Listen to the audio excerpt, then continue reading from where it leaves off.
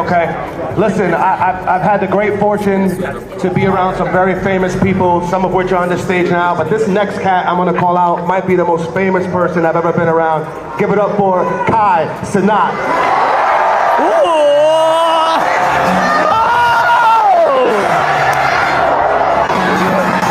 Oh shit, I have a big impact on the world, on people. Well, when we were kids, obviously, I had 3 older sisters that were probably my biggest sporting inspirations, and they were all great athletes, but I saw what they did for our family. And for me to be at the ball fields my entire life growing up and going to women's softball games and women's soccer games, and I was like, that was my entire life. So it was early age for all of us, and then the fact that we got to move on to a professional level, and then to have my kids, you know, be a part of all these incredible moments that I had, but then to experience it with you guys, I mean, look at what sports is doing for us right now. We're coming from all over the world.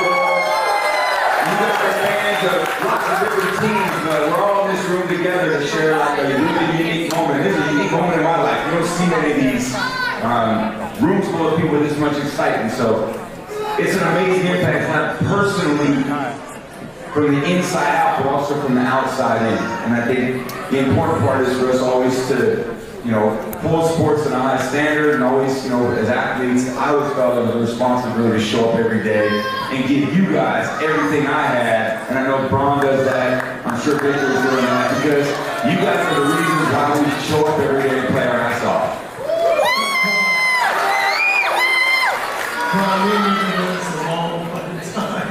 We've been all over the world, from China to all over the place, all over the world. Does it ever cease to be what sports can do and bring people together like this and people getting excited?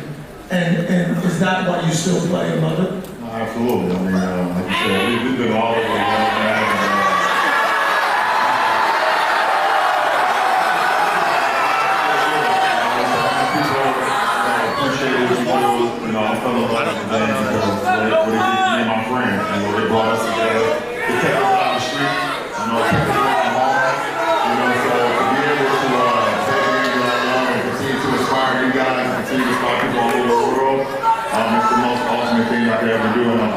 Always forever and always forever grateful. Okay, wait guys, we all want to know this answer. I don't even, people ask me this question all the time, and I say, I don't know. How much longer, bro? Yeah, how much longer? I really want it. No, it's really young man. He's still young. I started playing till he was 58, so I'm saying 59. How old are you? Whitney. He looks so good out there. I'm gonna play, but like, I can't play that much further, and the more time that I play, as long as he keeps smacking my fucking shots and the stands is gonna make me retire. So you gotta make those records truly unbreakable. You gotta keep going, because like he's worked so hard to get to this point. Now just make him out of reach. Everyone else, I can't even do that. And for you, obviously sports has brought you to a whole other country. Obviously you played around the world. I remember you guys freaking out. I thought you were going to win that game. You guys really, that was scary watching that game. Unbelievable, one of the best games I've seen. But what is it for you? What does it feel like for you to be in a whole other country playing a sport that you love, living in the city, traveling around America? What does that feel like? Are you loving it? And is it what you expected? Yeah, it's what I expected more.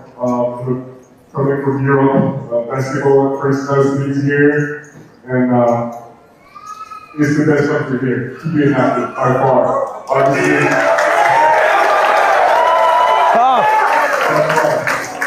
it's partly the family, and my life is different from even all the top American prospects. But hey, I mean, I got this life. I'm so happy, and I know it's a sacrifice to be away from the family. You know Hey Kai, I'm a little offended. They're up here talking about greatness. No one's asked you or me anything about that. I was just with Kai. This is gonna sound really crazy. We were together 2 days ago in Cannes, and we were doing something together. He came to the back and he was like talking to me. It's cool. First time we met. Yeah, I ain't gonna lie. Maverick, forget all that. I'm a LeBron James. I'm in LeBron.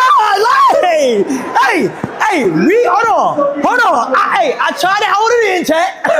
I tried to hold it in, but hey, I'm not about to act like I'm not next to Tom Brady, LeBron James, Maverick, and Wemby. Yo, I ain't gonna lie. I don't even know how I'm here right. I don't even know what's going on right now. It's like, yo, make some noise, y'all. No cap.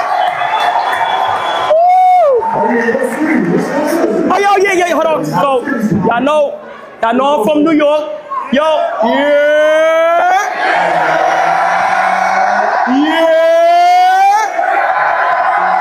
The best city in the world, you are. New York City. The Bronx in the building. Brooklyn in the building. Queens in the building. Staten Island in the building. Manhattan in the building. Yeah. Woo! Hey, Kai, I want to ask you, you're the biggest streamer in the world. You've had everyone, Ron, you've basically on the stream. You've had a bunch of people to stream. I think I know the answer to this. Does this get old to you? Do you pinch yourself that you're on stage with some of the greatest to ever do it? Hell no. I just told you, I don't even know how I'm here. Like, it's like sometimes you just gotta glaze. Like, I feel like, it's just like y'all got like a nice, like, aura to y'all. Like damn, like I feel amazing. I'm just glad to be here. Like, I'm really in the barbershop with the GOATs right now, y'all. Like, I'm glazing. I don't care though. I don't care. Look, huh? Are we in the stream right now? Yeah, we on the street. Wait, hold on. Where my cameraman at? Yeah, we on the street. Yo, chat right there. Yup. My mom is watching. That stream is so big, my mom is watching that stream. So, by the way, we were in the back. Tom was there, Ron was there, Bobby was there, and it was chaotic, whatever. And then this swarm came, and it almost felt unsafe. I'm like, what the hell's going on? I'm like, oh, Kai's here. Fine, he's, this lets you know the levels of just. How did you realize? When did you realize, Kai, that it wasn't just you in front of your camera or computer screen talking to a friend? When did you realize you had a real impact and it was a much bigger thing? To be honest, a riot happened like 3 years ago, 2023, downtown. So let me get into it. Try to do a giveaway. I thought 100 people was gonna show up. Ended up being 10,000. It was crazy. Like, that's when I knew, like, damn, like, I gotta start taking things more serious. I gotta influence. I gotta start being careful with the things I do. So, and I'm just glad to build the relationship that I got with my chat, because, like, without them, like, I'm nothing for real. Like, so, like, they know everything about me. We have these memories that I go through. This is gonna be a core memory right here, and I'm just grateful. I'm grateful. God is good. I'm grateful. Victor, you've had, I'm sorry, yeah, I was just saying this in that perspective too for all of us, because in so many ways we still feel like the same way, right? I'm sure Ron feels this, I do too. Even though I'm almost 50 years old, I still remember the first moment where it felt big to me too. And I think that perspective for all of us keeps you so grounded. Like, you meet people, and I think for me now, when I meet all these young NFL players, one thing I always try to help them be the best they can be. Because when I was a young player, all the older guys just try to help me be the best I can be. And so much of life is when you achieve what you want to achieve, and how do you know other people achieve what they want to achieve. And I think the world changes, like how what he's doing and the impact he has. Well, he's impacted the world in a great way too. So life continues to change and evolve, and you learn from the people that are older from you, and then eventually you start learning from the people younger than you too, which is an amazing part. They see the journey they're on, how they're doing, and that continues to inspire you to be better. So it's amazing for me to be up here with you, with your following, all the people you got that follow you every day. My son is a big time fan. Ooh, glaze me. Yes, Tom. Thank you, bro. Tom, one quick question before I come to you would be, how have my Giant fans been treating up in the 10 years? Terrible. I want to forget that. How does it feel being you have any sons? See what I got to live with because of you? And he goes right with me, but I had to make sure I beat him in the games. That's some background over him. He beat me in the big games, so, it's okay. I'm going to New York a lot. My son lives here, but you guys keep talking all your shit. One thing I've had an up-close seat is to, you know, over the years, LeBron's off-season regimen and how seriously he takes it and how he's always challenging himself to be greater and do new things, incorporate new things. You've had somewhat of an interesting summer, a non-traditional summer that hit the net recently. Talk to us about what you've been up to this off-season. I've been around the world. I was just in China today for 2 weeks. Practicing with the monks, you know, trying to put my body in different things that I haven't done before. Well, you can't just casually drop practicing like monks. Talk to us about what. Yeah, like. Are you allowed to talk about it? What's it? Are you allowed to talk about it? Of course I am.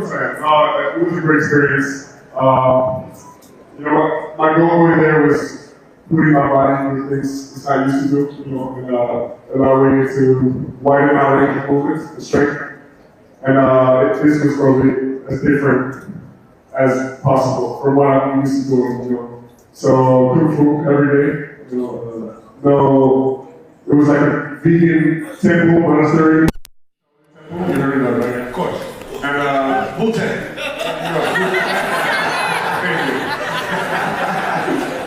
And it was supposedly no picture where to come out because I wasn't like isolated, but hey, you know. So let me ask you, like, what you eat for like breakfast? You must have lost like they couldn't feed you enough over there. So the temple is vegan, so there's no meat in there. So like breakfast 5 a.m. was like boiled zucchinis and rice noodles. So I had to get out of the temple so I make sure I didn't lose weight and actually eat some real food. But it was tough. It was an experience. Anything get smaller, like They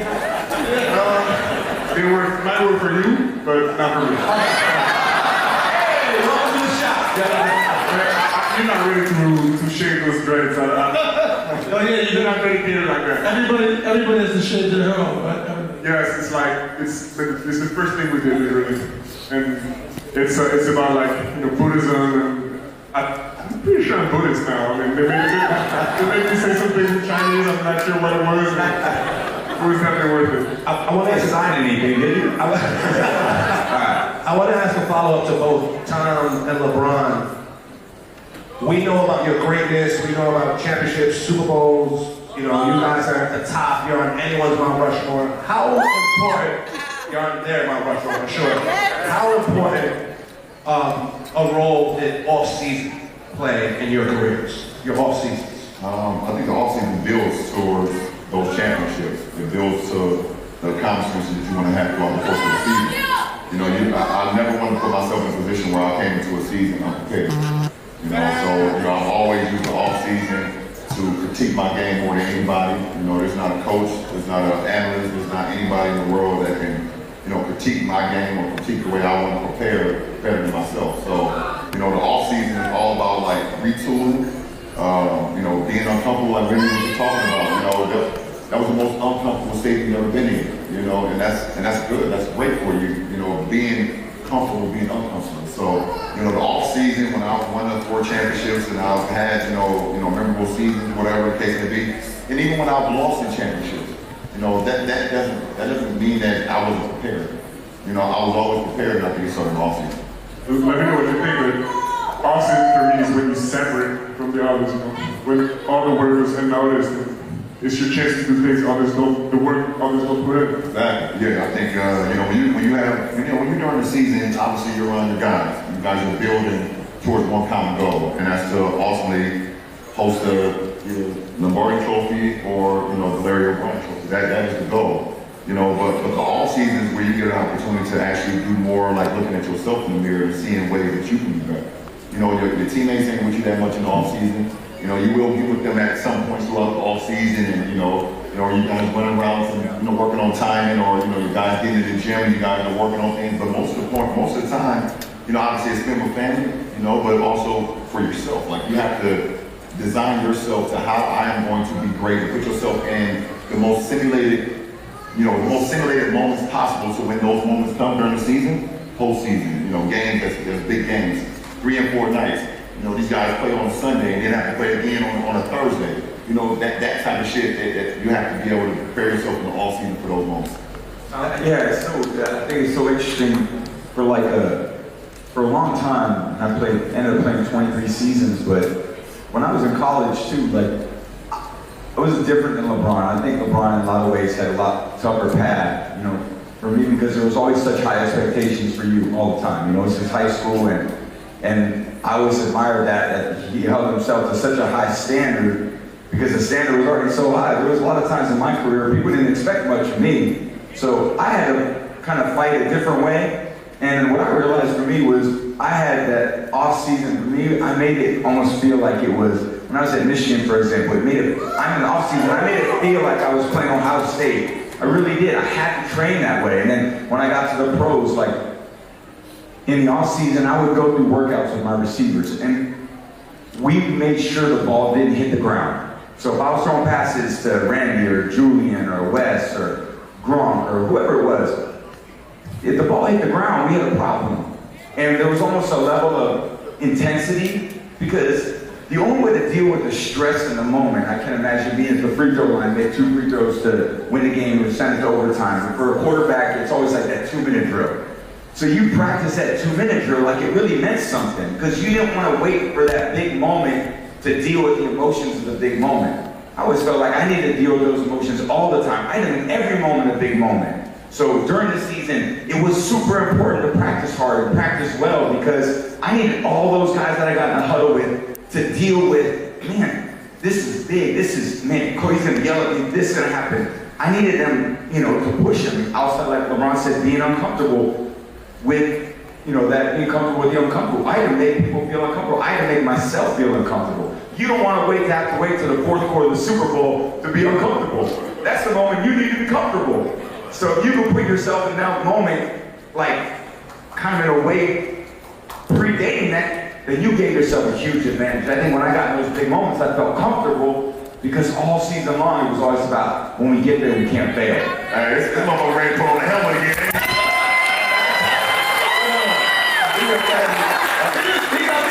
I'm ready to go to home. I'm ready to go to town right now. Like, yeah. I'll come out. Hey, you and Gronk, we were first. We'd have a hard time being Hey, Kai, we're talking about preparation. You played a couple of celebrity basketball. What's your preparation been for your celebrity? Oh, yeah. I didn't want you to know. We gotta be Drewski. I ain't too hard. Before the big basketball game, you know, I get in that gym with my boy Chris Brickley, you know, I put some shots. Chris, I make sure, you know, I get my rest, you know, because I try to make sure if I have a game the next day, my chat not gonna get no streams the day before. Chat, I'm already can't stream. I gotta lock in, I gotta stay focused. I gotta get my rest in, you know, I gotta put my shots up. And all the time, like, I done get a comparison so much. Like, Kai, you feel like Ron, you feel like Curry, you feel like... I'll be like, oh, like, I know it's like, before I walk in that tunnel, and I see supporters out there, I gotta stay focused. I can't let it get to my head. You know what I'm saying? I can't. But, if my girl on that sideline, I'm dropping 40. Hey, if my girl on that sideline, I'm dropping 40. So, but that's how you gotta make sure you stay focused and stay locked in. Kai, one of the things I love about you already is I know you're funny, you have fun, but you take shit serious. And when we were together, you were talking about your university, the Streamer University. So where did that feeling of responsibility and helping others, making sure you look after people, where did that come from? And what made you develop the university? Tell us about it. So I got inspired to do Streamer University by watching Harry Potter. I was watching it and I was like, man, this would be cool to do in real life. And I looked at it in a deeper moment and said, damn, I'm at the point where it's kind of like where the platform I stream on is like I'm my own platform itself. So I can help somebody that's in the same lane as me that might be smaller and give them a chance to shine light. Because I feel like there's a lot of talented content creators that, everybody who ain't here that do content, that know how hard streaming really is. But I feel like the talent sometimes, like, if it's in front of the right people, it's gonna go crazy.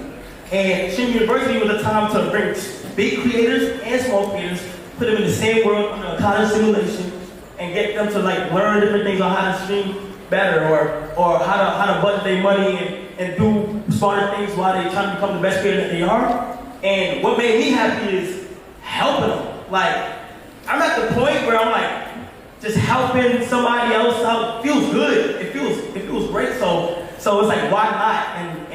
And I just loved how that concept did work out, and it did do good. So. Hey Kai, I don't know if you realize you actually do have something in common with LeBron. You're both sending people to the University of Akron to get an education, as you are through your LRMR Foundation. Yeah. You are as well. It's funny that you say that, because I want to stop by that school. I gotta go visit. I want to go like stop by that school and say what's up. Always welcome, always welcome. For sure. Victor, in the NBA, have you found other players, older players, being very helpful to you as you've taken this journey to becoming an NBA player? Yeah, more and more. You know, last time I saw Ron, I told him I had some questions for him. I have a note on my phone, you know, with questions I had to ask you guys. KD, Ron. I had the chance to talk to Jokic for like 45 minutes at All-Star, so and I'm taking notes. Like when I post something, I don't forget it, and it's super precious for sure. You have any questions for Kai? Is Kai on that list? Yeah. I gotta hear what Jokic shit about the advice he gave you. Because everything he's on, like, really? About the different.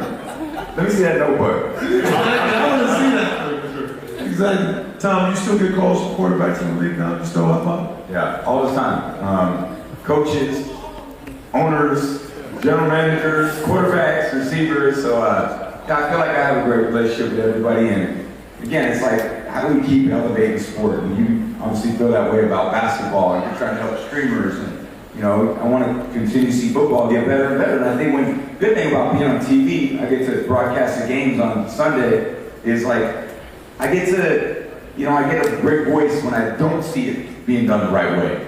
You know, and guys not playing the right way, and coaches not calling the right things, and it's a fun thing to be able to do, because I think we all want to see everything continue to get better and deliver the product of football, the games getting better, the better decision making, and guys playing longer, less injuries. And I just think if you can do that, it'll continue to get better and better. I love that. Tom, any advice you could give, to a young man at the beginning of his journey, right? You having maybe the most successful career we've ever seen in football and in sports. Any advice that you wish someone had given you at this stage in your career, Victor?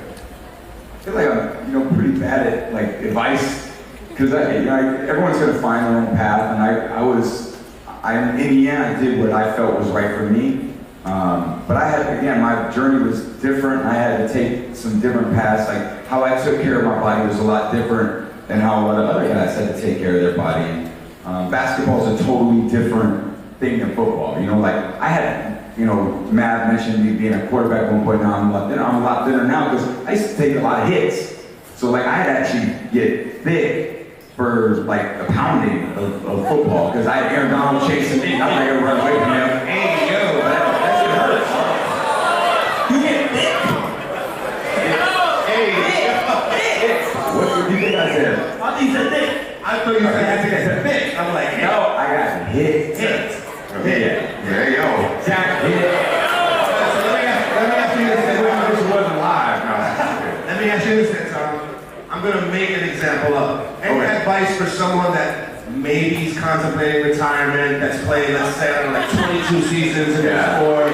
Hypothetical question, right? Any advice for someone that may be in that space? No, I could imagine, because look, I went through in many ways what he's gone through, and I think the challenge probably is less physical for him than it is probably mental and emotional. And he's got a lot of other things tearing at him, and there's business things with his children, and now that Bronny's playing, and Bryce is getting older, and he wants to be there for his family, and there's a lot of family demands. And I think the challenge about getting older as an athlete is like, for all of us, not everyone here is working, and your work is really important, but so are other parts of your life too. And then you have to make a choice as an athlete, because you don't get to determine when the games are when you're a player. You got to show up and play when they tell you to play. So you miss weddings, you miss birthdays, you miss Christmases, you miss Thanksgivings, and there gets a point where you're like, okay, I just don't want to give that up anymore. To have a little bit more flexibility in your life, and I think that's what weighs on you a little bit. But there's nobody in my mind that's navigated it as good as what LeBron has. What he's done in basketball, in this age, with all the pressure and intensity that's been on him, the Olympics and, you know, the different teams that he's been on, and he's always done things the right way. He's always risen above all the noise and the BS and continued to deliver. So you're witnessing the greatest ever, and I hope you guys all appreciate that. You know what, like, you know what? I'ma just say it. Bro, you can't retire a game. You can't retire. I can't imagine, like, from my perspective, like, I'm 23, bro. Like, I've been watching, like, you've been there the whole time, so like, Literally, it's crazy. literally weird. Literally, you can play basketball your whole day. It doesn't feel weird. Well, same for Victor as well. He was drafted before I was born. LeBron was drafted at 12 years old, right? Wow. So, Kai, how many more years you gotta play? For you? Because it's up to you, really. Like, 10 more. 10 more. Is 10 more good for you guys? Yeah.